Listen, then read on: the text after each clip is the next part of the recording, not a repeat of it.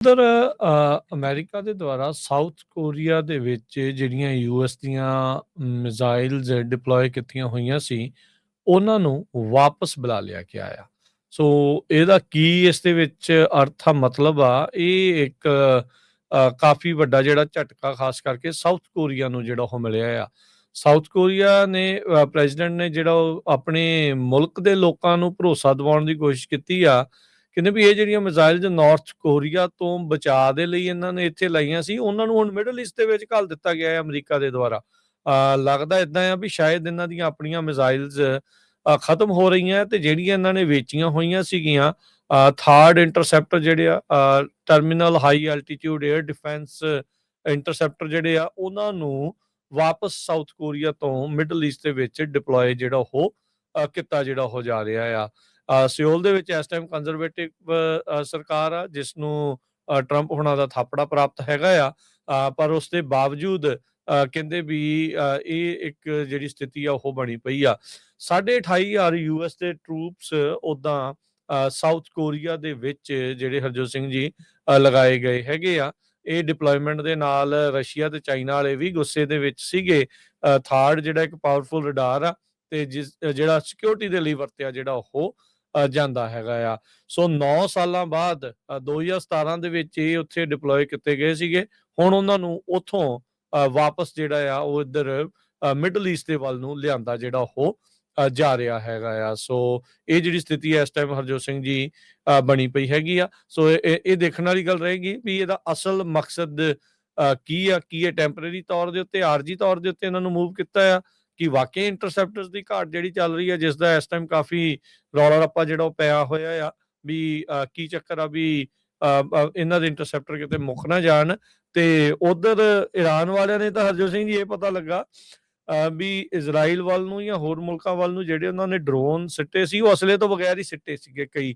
ਵੀ ਜਿਹੜੀ ਉਹਨਾਂ ਦਾ ਸਿਸਟਮ ਆ ਉਸ ਨੂੰ ਓਵਰਲੋਡ ਕਰ ਦਈਏ ਵੀ ਹਰ ਇੱਕ ਛੋਟੇ ਡਰੋਨ ਦੇ ਲਈ ਉਹ ਕਹਿੰਦੇ ਵੀ ਉਹਨਾਂ ਨੂੰ ਇਹ ਨਹੀਂ ਸੀਗਾ ਵੀ ਉਹ ਇੰਟਰਸੈਪਟਰ ਜਿਹੜੇ ਉਹ ਲਾਉਣਗੇ। ਸੋ ਸਿਸਟਮ ਓਵਰਲੋਡ ਕਰਨ ਖਾਤਰ ਉਹਨਾਂ ਨੇ ਕਈ 100 ਜਿਹੜੇ ਡਰੋਨਸ ਆ ਇਕੱਠੇ ਜਿਹੜੇ ਉਹ ਛੱਡਦੇ ਰਹੇ ਆ। ਉਦਾਂ ਰਿਪੋਰਟਸ ਫੇਰ ਆ ਰਹੀਆਂ ਆ ਤਲ ਅਵੀਵ ਦੇ ਵਿੱਚ ਈਰਾਨ ਦੀਆਂ ਜਿਹੜੀਆਂ ਬੈਲਿਸਟਿਕ ਮਿਜ਼ਾਈਲਸ ਆ ਉਹ ਫੇਰ ਕੁਛ ਕੁ ਜਿਹੜੀਆਂ ਉੱਥੇ ਡਿੱਗੀਆਂ ਹੈਗੀਆਂ, ਜਿਸ ਦੇ ਨਾਲ ਨੁਕਸਾਨ ਜਿਹੜਾ ਉਹ ਪਹੁੰਚਿਆ ਹੈਗਾ ਆ ਜਿਹੜਾ ਇਜ਼ਰਾਈਲ ਦੇ ਵਿੱਚ। ਸੋ ਹਾਲ ਦੀ ਘੜੀ ਇਹ ਜਿਹੜੀ ਲੜਾਈ ਆ ਰੁਕਦੀ ਨਜ਼ਰ ਨਹੀਂ ਆ ਰਹੀ।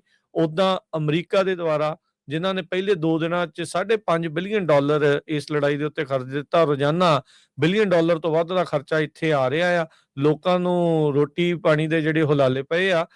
ਪਰ ਉਸ ਦੇ ਬਾਵਜੂਦ ਜਿਹੜਾ ਪ੍ਰਸ਼ਾਸਨ ਆ ਉਹ ਇਸ ਲੜਾਈ ਨੂੰ ਅੱਗੇ ਤੋਂ ਅੱਗੇ ਜਿਹੜਾ ਉਹ ਵਧਾ ਰਿਹਾ ਆ। ਈਰਾਨ ਵੀ ਬੈਕਡਾਊਨ ਨਹੀਂ ਕਰ ਰਿਹਾ। ਟਰੰਪ ਹੁਣਾਂ ਨੇ ਕਿਹਾ ਸੀਗਾ ਵੀ ਉਹ ਫੁੱਲੀ ਸਰੈਂਡਰ ਕਰਨ, ਫਿਰ ਲੜਾਈ ਬੰਦ ਹੋਣੀ ਆ। 2 ਦਿਨ ਪਹਿਲਾਂ ਕਿਹਾ ਸੀਗਾ ਵੀ ਜਲਦੀ ਖਤਮ ਹੋਣ ਜਾ ਰਹੀ ਆ। ਕੱਲ ਪੀਟ ਹੈਗਸੈਥ ਕਹਿੰਦੇ ਸੀਗੇ ਵੀ ਅਸੀਂ ਆਪਣੇ ਟਾਈਮ ਲਾਈਨ ਦੇ ਹਿਸਾਬ ਦੇ ਨਾਲ ਇਸ ਨੂੰ ਜਿਹੜਾ ਉਹ ਰੋਕਾਂਗੇ।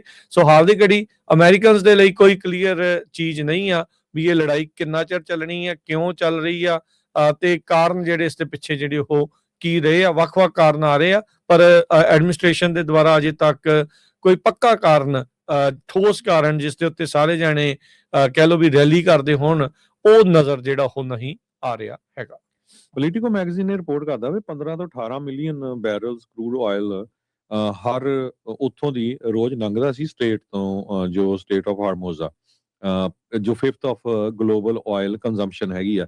ਸੋ ਯੂਰਪ ਦੇ ਲਈ ਡੀਜ਼ਲ ਤੇ ਜਿਹੜਾ ਜੈਟ ਫਿਊਲ ਆ ਉਹ ਬਹੁਤ ਮੇਜਰ ਇਸ਼ੂ ਬਣ ਜਾਣਾ ਆਉਣ ਵਾਲੇ ਸਮੇਂ ਦੇ ਵਿੱਚ। ਜਿਹੜੇ ਲੋਕ ਹੁਣ ਟਰੈਵਲ ਕਰਦੇ ਹੋਣੇ ਉਹਨੇ ਦੇਖਿਆ ਹੋਣਾ ਵੀ ਉਹਨਾਂ ਦੀਆਂ ਟਿਕਟਾਂ ਦੀਆਂ ਪ੍ਰਾਈਸਸ ਵੀ ਜਿਹੜੀਆਂ ਆ 300% ਤੱਕ ਚੜ ਗਈਆਂ ਹੈਗੀਆਂ। ਮੇਜਰ ਜਿਹੜੇ ਕੰਟੇਨਰ ਕੈਰੀਅਰਸ ਆ ਜਿਹੜੇ ਗੈਸ ਨੂੰ ਲੈ ਕੇ ਜਾਂਦੇ ਆ, ਮਾਰਸਕ, MSC, ਹਪਾਗ ਲੋਇਡ, CMA, CGM, ਇਹਨਾਂ ਸਾਰਿਆਂ ਨੇ ਆਪਣੇ ਆਪਰੇਸ਼ਨ ਬੰਦ ਕਰਤੇ। ਉਹ ਕਹਿੰਦੇ ਭਾਈ ਅਸੀਂ ਨਹੀਂ ਚਲਾਉਣਾ। ਕਾਰਨ ਕੀ ਆ ਭਈ ਜੋ ਇੰਸ਼ੋਰੈਂਸ ਆ ਉਹ ਵੱਡਾ ਕਾਰਨ ਬਣ ਗਿਆ। ਇੰਸ਼ੋਰੈਂਸ ਦੇ ਰੇਟ 200 ਤੋਂ ਲੈ ਕੇ 300% ਤੱਕ ਵੱਧ ਗਏ ਹੈਗੇ ਆ। ਸੋ ਇਸ ਕਰਕੇ ਉਹ ਜੋ ਰਿਸਕ ਆ ਨਹੀਂ ਲੈਣਾ ਚਾਹੁੰਦੇ ਹੈਗੇ। ਸੋ ਸਿਚੁਏਸ਼ਨ ਇੰਨੀ ਬੈਡ ਹੋਈ, ਹੁਣ 32 ਕੰਟਰੀ ਜਿਹੜੇ ਆ ਉਹਨਾਂ ਨੇ ਆਪਣੇ ਜਿਹੜੇ ਆਇਲ ਰਿਜ਼ਰਵਸ ਆ ਉਹਨਾਂ ਨੂੰ ਇਹ ਕਿਹਾ ਆ ਵੀ ਓਪਨ ਕਰ ਦਿੱਤਾ ਜਾਵੇ। 32 ਮੈਂਬਰ ਜੋ ਇੰਟਰਨੈਸ਼ਨਲ ਐਨਰਜੀ ਏਜੰਸੀ ਆ ਜਿਹੜੇ ਉਸ ਦੇ ਮੈਂਬਰ ਆ, ਉਹਨਾਂ ਨੇ ਇਹ ਕਿਹਾ ਆ ਵੀ largest ever release of oil reserve ਇਹ ਸਾਡੀ ਕੋਸ਼ਿਸ਼ ਹੋ ਰਹੀ ਹੈਗੀ ਆ। 400 ਮਿਲੀਅਨ ਬੈਰਲ ਦੇ ਕਰੀਬ ਉਹ ਕਹਿੰਦੇ ਵੀ ਅਸੀਂ ਇਹਨਾਂ ਨੂੰ ਓਪਨ ਕਰਨਾ ਹੈਗਾ ਆ। ਯੂਐਸ ਨੇ ਇਹ ਕਿਹਾ ਵੀ 16 ਦੇ ਕਰੀਬ ਇਰਾਨੀਅਨ ਮਾਈਨ ਲੇਇੰਗ ਸ਼ਿਪਸ ਜੋ ਉਹ ਰਸਤੇ ਦੇ ਵਿੱਚ ਸੀ ਉਹਨਾਂ ਨੂੰ ਰਿਮੂਵ ਕਰ ਦਿੱਤਾ ਗਿਆ ਹੈਗਾ। ਦੁਬਈ ਦੇ ਵਿੱਚ 4 ਲੋਕ ਫੱਟੜ ਹੋਏ ਆ ਜਦੋਂ ਦੋ ਡਰੋਨ ਜੋ ਸੀ ਉਹ ਦੁਬਈ 에ਅਰਪੋਰਟ ਦੇ ਲਾਗੇ ਡਿੱਗੇ ਹੈਗੇ ਆ। ਇਜ਼ਰਾਈਲ ਨੇ ਇੱਕ ਵਾਰੀ ਫੇਰ ਈਰਾਨ ਤੇ ਲੈਬਨਾਨ ਦੇ ਉੱਤੇ ਜਿਹੜਾ ਆ ਅਟੈਕ ਸ਼ੁਰੂ ਕੀਤੇ ਹੋਏ ਹੈਗੇ ਆ। ਇਜ਼ਰਾਈਲ ਉਹਨਾਂ ਦੇ ਪਾਣੀ ਦੇ ਉੱਤੇ ਈਵਨ ਜੋ ਜਿਹੜੀਆਂ ਰਿਫਾਈਨਰੀਜ਼ ਆ ਉਹਨਾਂ ਦੇ ਉੱਤੇ ਵੀ ਅਟੈਕ ਕਰ ਰਿਹਾ ਹੈਗਾ। ਈਰਾਨ ਦੇ ਫੁੱਟਬਾਲਰਸ ਜੋ ਆ 2026 ਵਰਲਡ ਕੱਪ ਦੇ ਵਿੱਚ ਜਿਨ੍ਹਾਂ ਨੇ ਪਲੇ ਕਰਨਾ ਸੀ ਉਹ ਕਹਿੰਦੇ ਭਈ ਅਸੀਂ ਪਲੇ ਨਹੀਂ ਕਰਨ ਜਾ ਰਹੇ ਹੈਗੇ। ਇੱਕ ਬੱਚੀਆਂ ਦੀ ਜਿਹੜੀ ਟੀਮ ਸੀਗੀ ਉਹਦੇ ਕੁਝ ਮੈਂਬਰਾਂ ਨੇ ਆਲਰੇਡੀ ਆਸਟ੍ਰੇਲੀਆ ਦੇ ਵਿੱਚ ਪੋਲੀਟੀਕਲ ਅਸਾਈਲਮ ਲੈ ਲਿਆ ਹੈਗਾ ਆ। ਸੋ ਜੋ ਅਮਰੀਕਾ ਦੇ ਵਿੱਚ 140 ਸਰਵਿਸ ਮੈਂਬਰ ਹੁਣ ਤੱਕ ਫੱਟੜ ਹੋ ਚੁੱਕੇ ਆ।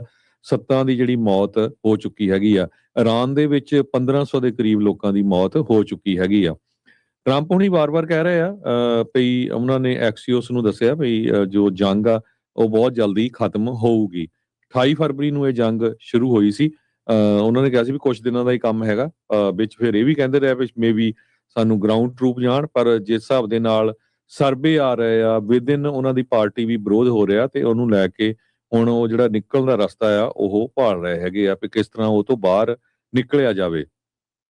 ਸੋ ਈਰਾਨ ਦੇ ਵਿੱਚ ਕਹਿੰਦੇ ਵੀ ਬਿਲਡਿੰਗਸ ਦੇ ਉੱਤੇ ਵੀ ਬੰਬ ਜਿਹੜੇ ਆ ਉਹ ਸੁੱਟੇ ਜਾ ਰਹੇ ਹੈਗੇ ਆ। ਯੂਐਸ ਨੇ ਇੱਕ ਵਾਰੀ ਫੇਰ ਜਿਹੜਾ ਵਾਰਨਿੰਗ ਦਿੱਤੀ ਹੈਗੀ ਸਿਵਿਲੀਅਨਸ ਨੂੰ ਵੀ ਪੋਰਟਸ ਤੋਂ ਤੇ ਇਰਾਨੀਅਨ ਨੇਵੀ ਸ਼ਿਪਸ ਜਿੱਥੇ ਪੋਜੀਸ਼ਨ ਹੈਗੇ ਆ ਉਹਨਾਂ ਤੋਂ ਦੂਰ ਰਹੋ ਕਿਉਂਕਿ ਪਤਾ ਨਹੀਂ ਕਿਹੜੇ ਵੇਲੇ ਵੀ ਜਿਹੜੀ ਉੱਥੇ ਬੰਬਾਰਡਮੈਂਟ ਹੋ ਸਕਦੀ ਹੈਗੀ ਆ। ਇਰਾਨੀਅਨ ਕਹਿੰਦੇ ਵੀ ਅਸੀਂ ਅਮਰੀਕਾ ਨਾਲ ਕੋਈ ਗੱਲਬਾਤ ਨਹੀਂ ਕਰਨੀ ਹੈਗੀ। ਹੁਣ ਕਹਿੰਦੇ ਅਸੀਂ ਦੱਸਾਂਗੇ ਵੀ ਕਿਸ ਟਾਈਮ ਦੇ ਉੱਤੇ ਜਿਹੜੀ ਜੰਗ ਆ ਉਹ ਖਤਮ ਹੋਣੀ ਹੈਗੀ ਆ। ਸੋ ਉਹਨਾਂ ਨੇ ਸਾਰਾ ਫੋਕਸ ਜਿਹੜਾ ਆ ਸਟੇਟ ਆਫ ਹਾਰਮਸ ਦੇ ਉੱਤੇ ਲਾ ਦਿੱਤਾ ਹੈਗਾ। ਇੰਟਰਨੈਸ਼ਨਲ ਐਨਰਜੀ ਏਜੰਸੀ ਆ ਉਹ ਮੰਨ ਗਈ ਆ ਵੀ ਕਹਿੰਦੇ ਵੀ 400 ਮਿਲੀਅਨ ਬੈਰਲ ਜਿਹੜਾ ਕਰੂਡ ਆਇਲ ਆ ਕੱਚਾ ਤੇਲ ਆ ਉਸ ਨੂੰ ਉਹ ਰਿਲੀਜ਼ ਕਰਨ ਜਾ ਰਹੇ ਹੈਗੇ ਆ। ਜਿਹੜੇ ਸਟ੍ਰੈਟੇਜਿਕ ਰਿਜ਼ਰਵਸ ਰੱਖੇ ਜਾਂਦੇ ਆ ਅਜਿਹੇ ਹੀ ਮਾਹੌਲ ਦੇ ਲਈ ਜਾਂ ਅਜਿਹੇ ਹੀ ਸਥਿਤੀਆਂ ਦੇ ਲਈ ਉਹਨਾਂ ਨੂੰ ਹੁਣ ਉੱਥੋਂ ਜਿਹੜਾ ਉਹ ਕੱਢਿਆ ਜਾ ਰਿਹਾ ਹੈਗਾ ਆ। ਸੋ ਕਹਿੰਦੇ ਵੀ ਇਹ ਜਿਹੜੀ ਡਿਸਰਪਸ਼ਨ ਇਸ ਟਾਈਮ ਯੂਐਸ ਇਜ਼ਰਾਈਲ ਦੀ ਵਾਰ ਜੋ ਈਰਾਨ ਦੇ ਉੱਤੇ ਆ ਉਹਦੇ ਕਰਕੇ ਜਿਹੜੀ ਆਈ ਸੀ। ਇੰਟਰਨੈਸ਼ਨਲ ਐਨਰਜੀ ਏਜੰਸੀ ਨੇ ਇਸ ਨੂੰ ਕੀਤਾ ਆ। ਅਮਰੀਕਾ ਨੇ ਵੀ ਆਪਣੇ ਜਿਹੜੇ ਸਟ੍ਰੈਟੇਜਿਕ ਰਿਜ਼ਰਵ ਆ ਉਹਨਾਂ ਨੂੰ ਵਰਤਣ ਦੀ ਗੱਲ ਜਿਹੜੀ ਹਰਜੋਤ ਸਿੰਘ ਜੀ ਆਖੀ ਹੈਗੀ ਆ ਵੀ ਉਹ ਵੀ ਕਹਿੰਦੇ ਵੀ ਇਸ ਦੇ ਵਿੱਚ ਇਸ ਨੂੰ ਯੂਜ਼ ਜਿਹੜਾ ਉਹ ਕਰਨ ਜਾ ਰਹੇ ਹੈਗੇ ਆ। ਲੈਬਨਾਨ ਦੇ ਵਿੱਚ ਲਗਾਤਾਰ ਇਜ਼ਰਾਈਲ ਦੇ ਦੁਆਰਾ ਜਿਹੜੀਆਂ ਹੋਰ ਸਟ੍ਰਾਈਕਸ ਕੀਤੀਆਂ ਜਾ ਰਹੀਆਂ ਆ। ਇੱਕ ਉੱਥੇ ਦੇ ਜਿਹੜੇ ਪ੍ਰੀਸਟ ਦੀ ਬੜੀ ਜਿਹੜੀ ਚਰਚਾ ਜਿਹੜੀ ਉਹ ਚੱਲ ਰਹੀ ਆ ਲੈਬਨਾਨ ਦੇ ਵਿੱਚ ਹੀ ਜਿਹੜਾ ਕਿ ਉੱਥੇ ਕ੍ਰਿਸਚੀਅਨ ਮੂਲ ਦਾ ਸੀਗਾ।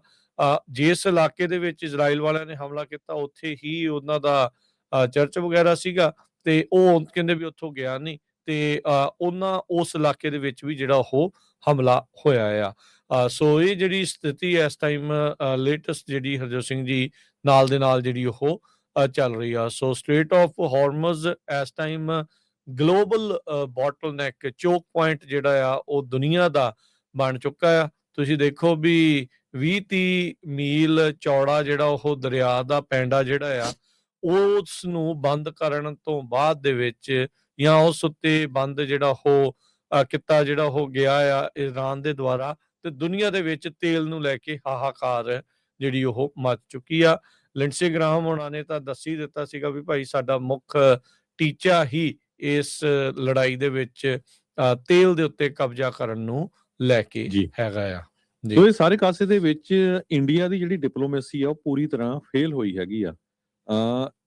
ਈਰਾਨ ਨੇ ਇਹ ਕਿਹਾ ਆ ਵੀ ਅਸੀਂ ਚਾਈਨਾ ਤੇ ਬੰਗਲਾਦੇਸ਼ ਦੇ ਜੋ ਸ਼ਿਪ ਹੈਗੇ ਆ ਉਹਨਾਂ ਨੂੰ ਰਸਤਾ ਦੇਵਾਂਗੇ, ਪਰ ਇੰਡੀਆ ਦੇ ਸ਼ਿਪਸ ਨੂੰ ਜਾਂ ਇੰਡੀਆ ਨੂੰ ਲੈ ਕੇ ਜਾਣ ਵਾਲੇ ਤੇਲ ਵਾਲੇ ਜਿਹੜੇ ਸ਼ਿਪਸ ਆ ਉਹਨਾਂ ਨੂੰ ਰਸਤਾ ਨਹੀਂ ਦੇਵਾਂਗੇ। ਸੁਸ਼ਾਂਤ ਸਿੰਘ ਇੱਕ ਕਾਫੀ ਵੱਡੇ ਉਹ ਜਰਨਲਿਸਟ ਵੀ ਹੈਗੇ ਆ।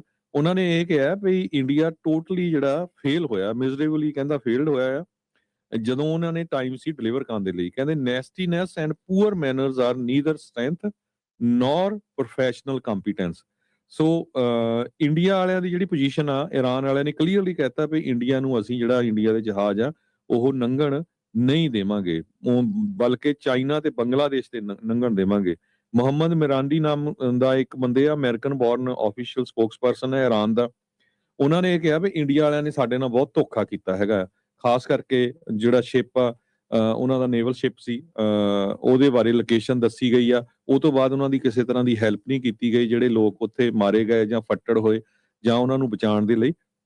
ਸੋ ਇਹਦੇ ਵਿੱਚ ਨਾਲ ਦੀ ਨਾਲ ਉਹਨਾਂ ਨੇ ਇਹ ਕਿਹਾ ਵੀ ਜੰਗ ਲੱਗਣ ਤੋਂ 2 ਦਿਨ ਪਹਿਲਾਂ ਜਿਹੜਾ ਮੋਦੀ ਦਾ ਇਜ਼ਰਾਈਲ 'ਚ ਜਾਣਾ, ਇਹ ਕਲੀਅਰ ਕੱਟ ਹੋ ਗਿਆ ਵੀ ਇਰਾਨ ਜੋ ਆ ਉਹ ਹੁਣ ਇੰਡੀਆ ਦੇ ਨਾਲ ਉਹਨਾਂ ਦਾ ਕੋਈ ਦੋਸਤੀ ਨਹੀਂ ਹੈਗੀ।